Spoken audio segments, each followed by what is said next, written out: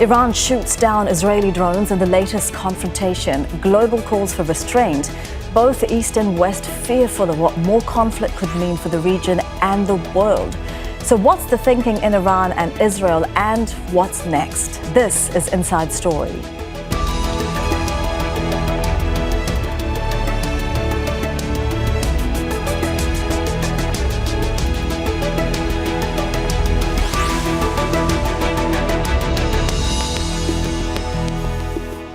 Hello and welcome to the programme. I'm Elizabeth Puranam. Iran and Israel have fought a war in the shadows for years, despite Israel never admitting its part. But both sides now appear to have targeted each other directly. What was a remote possibility just a year ago is now a reality, with the sides striking at each other from their soil.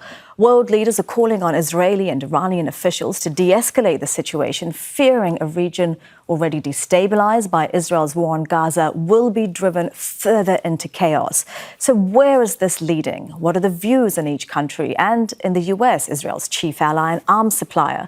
We'll get to our guests in a moment, but first, this report from Imogen Kimber.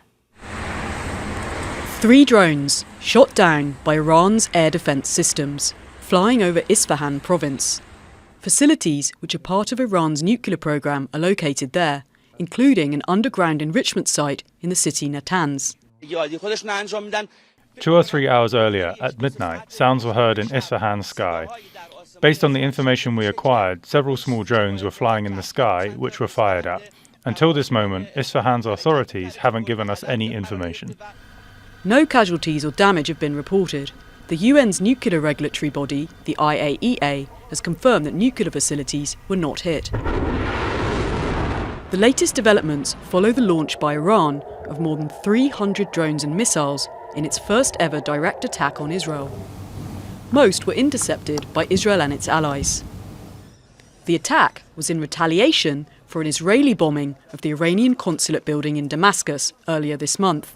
2 generals of the Iranian Revolutionary Guard were among 7 people killed.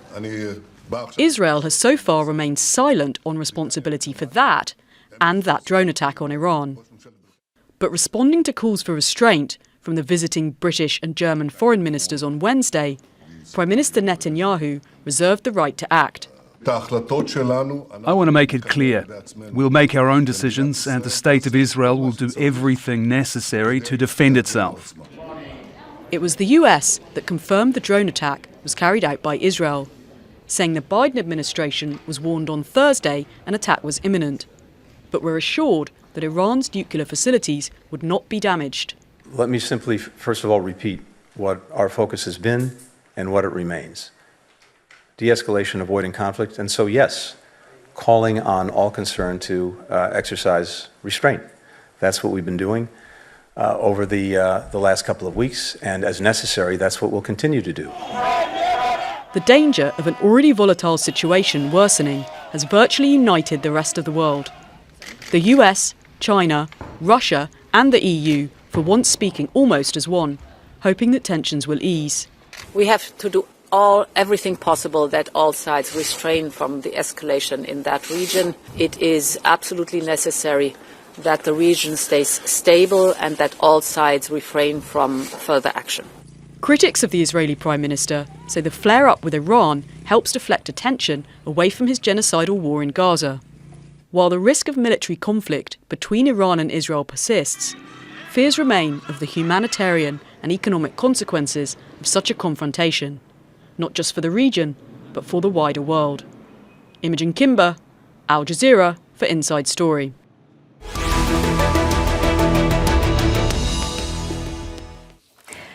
Let's bring in our guests now. In Tehran, Mohammad Marandi, Dean of Faculty of World Studies at the University of Tehran. In Tel Aviv, Gideon Levy, a columnist for the Haaretz newspaper. And in London, Roxane Farmanfarmaian, Professor of Modern Middle East Politics at the University of Cambridge. A very warm welcome to all of you. Mr. Levy, I'll start with you in Tel Aviv. What was Israel's message to Iran with these attacks? The message was quite clear. We can, we might, but for the time being, we restrain. And that's, I think, was a very clever message. It's very rare that I can say anything good about the Israeli policy, But this is one of the moments in which at least they didn't go wild and did something very, very measured. And I hope that by this, we are concluding this vicious circle until the next one. Ms. Farmanfarmaian, Israel's National Security Minister Itamar Ben-Gvir tweeted after the attack, just one word, feeble. What does this tell us about the internal politics in Israel right now, and who's in charge? Well, I think we have normally seen that the Israelis have tended to hit back very hard if they are hit. It's part of the policy that goes all the way back to Ben-Gurion. And I think we also had expected that there could be really serious escalation from the comments that Benjamin Netanyahu made after the Iranian show of force in retaliation for the Israeli hitting of its own Damascus consulate. So I think there was the anticipation that this could go considerably further. And I would agree with Gideon that it's quite a relief that, in fact, both Iran and Israel seem to have practiced some restraint and that they are looking to wind this down, hopefully. Okay. Mr. Marandi, how is this being viewed in Iran? Ms. Farmanfarmaian was saying that, both Iran and Israel have practiced some restraint. The criticism of Iran in its attack on April 13th was sending more than 300 missiles and drones is not restrained. So how is Iran viewing, 3 drones coming across? Well, I think the Iranian strike was misrepresented for the benefit of the Israeli regime. First of all, the Iranians have shown patience for a very long period of time.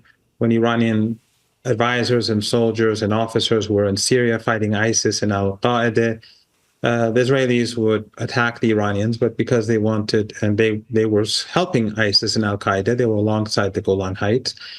And but at that time, the focus was on Syria and to stabilize it and prevent it from falling. Then more recently, again, the Israeli regime struck Iranian officers, and the Iranians again showed patience. But when they struck the embassy, that was a very important red line, because after that, then the Israeli regime could strike embassy after embassy and get away with it. So the Iranians felt they had to respond and respond severely. But what the Iranians did was they didn't carry out a heavy strike.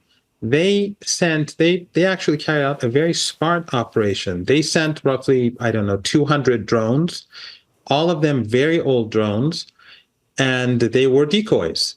And it took 4 or 5 hours for them to get to Palestine.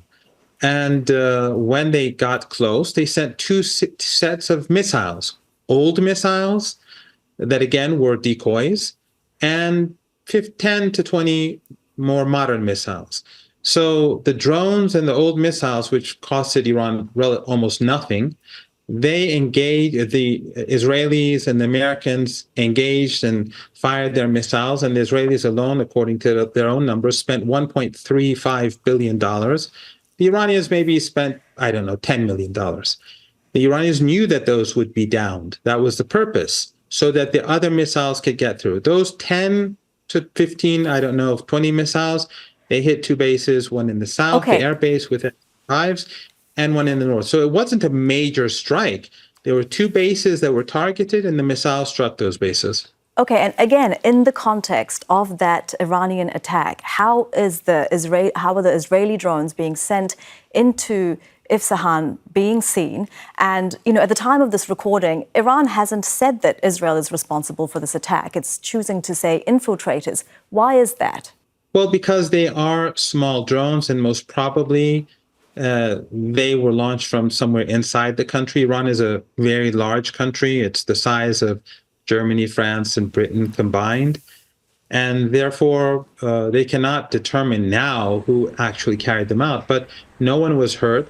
No installations were damaged. It was a non-event. And the 3 drones were downed. In the morning when I called a colleague in Isfahan, she said that she hadn't heard anything and her relatives hadn't heard anything. So nothing really happened. So it's a bit confusing now, because it's effectively no operation took place, even though there was an unknown American who claimed otherwise. And so I don't know what the reaction of the Iranian government ultimately will be, because is it a non-event or is it an attack? Yeah, I want to talk to our other guests, especially Ms. Farmanfarmaian, about whether it's a non-event or not in just a moment. But Mr. Levy, if I can bring you back in, because, you know, your opening comments about how this was an uncharacteristically measured response by this Israeli government. Why do you think that is? You know, even a broken watch says the right time twice a day. I think more seriously, that Israelis or the Israeli government finally understood that getting now into a violent confrontation with Iran will be really almost suicidal. We are stuck in Gaza, and the last thing we need now is war with Iran. In any case, war with Iran is something very explosive and very dangerous. Iran is not Hamas, Iran is not Hezbollah. Those are different capabilities, different sizes. And I wish that Israel would have been more careful even before this. But in any case, at the last moment, maybe, Israel understood, the Israeli government understood that going now for a confrontation will be not only stupid, but also very, very dangerous. Mr. Levy, we've heard a lot over the last 6 months about how Prime Minister Netanyahu wants to continue the war in Gaza because that will ensure he stays in power. We also heard about how he wants to widen the conflict with Iran because that will drag America in. Do you think that that is the case or has been the case so far, and that we might be seeing him stepping back from that position? When decision makers are getting their decisions, it's never only one calculation. And this is a little oversimplified, and many, Elizabeth, are claiming like this, that the only motivation of Netanyahu is his personal agenda. I don't think so. His personal agenda is very dominant, but it's not his only consideration, because he knows very well, even from the point of view of personal agenda, that a catastrophe with Iran, a fiasco with Iran, will be also ending his career. So what will he exactly gain out of it? Yes, we continue this war in Gaza without any purpose, without any goals, without any plan for the day after, and that's by itself bad enough, but Iran is a different game. Okay, and we can, of course, not lose sight of what all of this means for the war on Gaza. Ms. Farmanfarmaian, if I can bring you in on a point that Mr. Marandi was making. He was calling this a non-event, but I do want to talk about the significance of Isfahan. Is it significant for its military-industrial complex? We have mentioned it hosts a nuclear facility. It even hosts a major air base, even if, if the F-14 fighter jets there are aging. Well, I think this was really an exchange that on both sides was very symbolic. And I think it was no accident that the Israelis chose to make their particular move in Isfahan, because it is a city of great importance. It's a serious city, first of all, also culturally, but it has the nuclear facilities around there. They have hit it before, and in fact had hit it some time ago, about a year and a half ago, a factory by a set of drones that likewise the provenance of those were clearly at Israel's behest, but it was unclear from where in Iran they were emanating. And I think that was also part of the symbolic element, that these were drones that came from within the country, indicating that Israel has close enough linkages with opposition forces that it can trigger an internal attack, if you will. Sorry to interrupt you, Ms. Farmanfarmaian, but are you saying that the drones came from within Iran itself? That is one of the things that is being discussed, and it's very possible and likely, yes. At least some of them. Mr. Marandi, I think that, okay. Sorry. Yeah, please continue.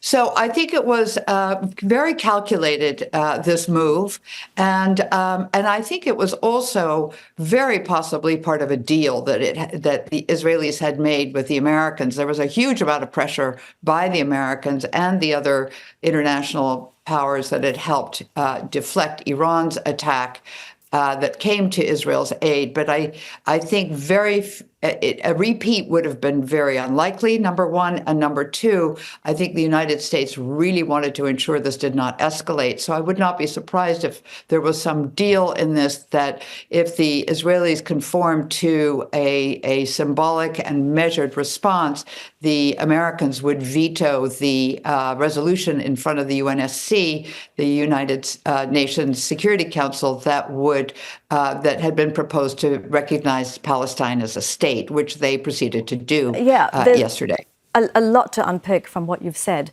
But don't you think that the United States, given its history of vetoing anything that is in any way in favor of Palestinians, wouldn't they have vetoed that anyway?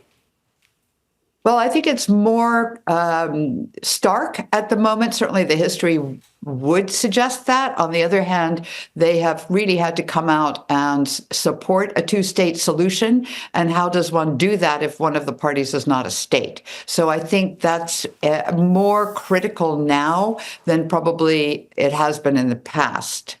Okay. Mr. Marandi, if I can come to you with one of the points that Ms. Farmanfarmaian made, which is the possibility that this Israeli drone attack could have been carried out from Iranian soil. These are not the sort of drones that you've seen Hezbollah use against the Israeli regime, or the Israeli regime use against Hezbollah, or the Russians use against the Ukrainians. These are very small drones, from my understanding. They're not the sort of drones that we may be thinking about. So it's quite easy to obtain them.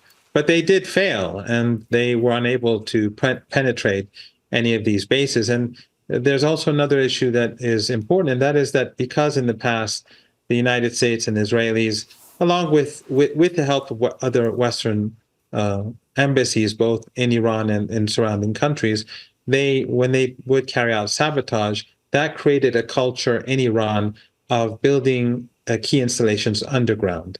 And so almost everything that is of particular importance is really inaccessible to the Israelis. Just like in Yemen, where their drones and missiles and radar systems are deep underground and American bombing has no impact, or in Lebanon, where Hezbollah's tunnels, or Hamas, their tunnels, they are deep underground.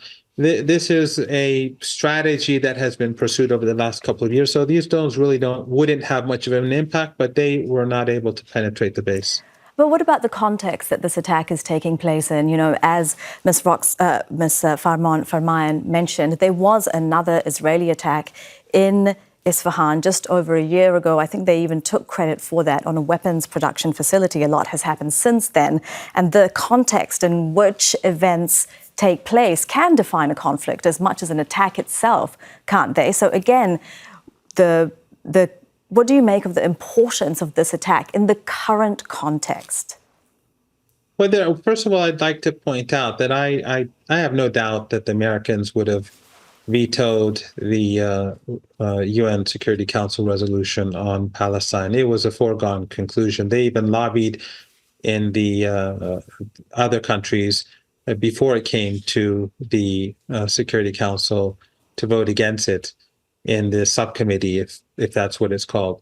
So what really happened was that the Iranians said to the Americans through the messages that went back and forth that we're going to hit the Israelis very hard, not like last time, not with old drones and old missiles and a few missiles, newer missiles, but we're going to hit them really hard. And our policy has changed. From now on, we won't allow them to kill Iranians anywhere, whether they're in embassies or outside, inside Iran or outside. And the Americans took that very seriously. And the Americans don't want an escalation because they know, first of all, that Israel would lose in that exchange. And second of all, it could spread beyond, it could spread across the region. And that would be catastrophic for the global economy. The oil and gas that comes from this region, we all know how important it is. Yeah, Mr. Levy, I want to bring you in here on the messaging from America and how that's being viewed in Israel, because we hear nearly every day from the Americans that they don't want an escalation in the region. And before this Israeli attack, they said that they wouldn't support any offensive action from Israel, but they will always come to Israel's defense. Their support for Israel is ironclad and so on and so forth. But how is it being seen in Israel when America has to come to Israel's defense because of Israel's offensive actions? The missiles and drones that they helped shoot down over Israel on the 1st of April was because of the Israeli attack on the Iranian consulate in Damascus 2 weeks earlier. You see, the linkage that you do, rightly so, Elizabeth, is not being done by most of the Israelis. They don't see the connection between the assassination in Damascus and the Iranian attack. And there is a very clear and logical linkage between them two, but Israelis don't do it. Israelis don't ask themselves, unfortunately, was it really necessary, this assassination, in this time when we are stuck in Gaza? What came out of it? What do you earn out of it? What does Israel earn? And I'm putting aside all the moral and legal questions about assassinations. I'm speaking about realpolitik. Does this really serve any of Israel's interests? But those questions are not asked in Israel because Israel is quite narrow-minded in this war and following the government quite blindly. And the Americans, because you asked about them, as long as they just talk and just advise and just threaten and just warn, Israel can quite ignore it. It's only about America, which is threatening to take measures. Until now, America didn't take any measures to stop Israel, to influence Israel, to make Israel more moderate and more reasonable. I hope this will come, but let's not forget, America not only put the veto, and here I'm totally agreeing with Professor Marandi, the American, and with you, Elizabeth, the Americans would have put the veto in any case. The Americans would supply Israel with weapons in any case. And the question is, where do they stop? Ms. Farmanfarmaian, given what Mr. Levy has said, despite America's actions about de-escalating, and Mr. Marandi himself is saying that America doesn't want a wider region, how much are its actions, because from what Mr. Levy is saying, they're enabling Israel. So how much are the American actions pushing the region closer to the brink of war? Well, it's a very good question. And I think we see that it's not, the left hand knoweth not what the right hand does. I think there is a balancing act taking place. I think that President Biden is facing an election. He's got a very outspoken Muslim population that he would like to garner their votes. He's risking those by his enormous support of Israel. At the same time, he's trying to bring on board to his side the Saudis and the other Gulf states, and they're being very hesitant. He's facing a situation in the Red Sea, I think, that he hadn't really intended at first. And I agree with Dr. Marandi that the actions of these groups are often quite difficult for Iran to control. It's certainly not. They are partners. They are not proxies, and so I think that the Gulf states are not supporting the maritime defense group that the United States has mounted there. So I think that in many ways we're seeing that the United States is trying to cover too many bases and to please too many people, and I think what happened here is that when the Israeli attack took place in Damascus, which then had this knock-on effect, it shifted the focus of the story from Gaza and the famine to the possible escalation of war with Iran. And I would say that was very much on the minds of those planning this in one way. And in another way, it was also something that involved the United States much more. We only have about 3 minutes left in the programme, and I'd like to ask a very important question to each of you. Mr. Marandi, I'll start with you. Do you think we're in a new era of conflict between Iran and Israel, no longer in the shadows, given the direct attacks on each other's soil? Well, the Israelis have been carrying out attacks before. It's only this time that the Iranians have responded. And yes, that Iran has said that it has changed the equation. But Iran will not allow the focus to be moved away from Gaza. There's no way that the Israelis or the Americans or anyone will be able to move attention away from a genocide or a Holocaust. So it has changed, but the Iranians will be very careful to make sure the focus stays on Gaza and that Israel feels weakened by Iran's capabilities. Mr. Levy? I'm quite concerned because we are sitting on a real explosive mountain, and any small mistake can lead us to real catastrophe. I wish I knew what are the real motivations of Iran. I really think we could have had different relationship with all my critique about the occupation, the apartheid, and the way that Israel is treating the Palestinians, the shameful way that Israel is treating the Palestinians. I still think that Iran and Israel could have found much more of a common language, like before, by the way, like in the 70s. And I really wish that this will change one day. My dream is to get to Tehran one day. Ms. As Farman, a tourist, not as a warrior, as a tourist. Ms. Farmanfarmaian, your last thoughts? I think it's changed it in a minor way. I think the fact that Iran responded the way it did has, to some degree, changed the goalposts in indicating to Israel that it will respond again should Israel continue to attack its generals and its people with impunity. There is no impunity anymore. I think that has changed the goalpost somewhat, but I don't think that what we're really hearing is the drumbeat of an escalating war between the two of them. Thank you so much to Roxane Farmanfarmaian in London, Mohammad Marandi in Tehran, and Gideon Levy in Tel Aviv. And thank you too for watching. You can see the programme again anytime by visiting our website, aljazeera.com. And for further discussion, do go to our Facebook page. That's facebook.com/AJ Inside Story. You can also join the conversation on X. Our handle is @AJ Inside Story. From me, Elizabeth Puranam, and the entire team here, bye for now.